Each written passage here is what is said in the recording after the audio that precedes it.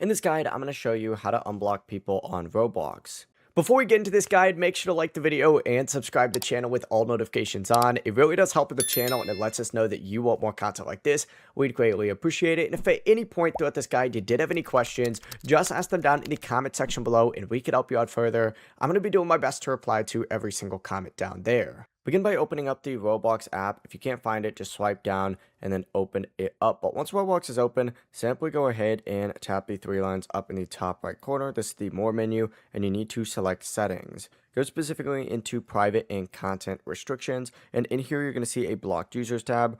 Open that up and find whoever it is that you want to unblock and just tap unblock next to their name. Once you unblock them, they're going to be removed from your block list. And of course, anytime you block anyone on Roblox, you can return to the same page to manage or unblock them. Before you leave this guide, make sure to like the video and subscribe to the channel with all notifications on. It really does help the channel and it lets us know that you want more content like this. We'd greatly appreciate it. If at any point throughout this guide you did have any questions, once again, ask them down in the comment section below and we could help you out further. I'm going to be doing my best to reply to every single comment down there. Have a great rest of your day though. Peace.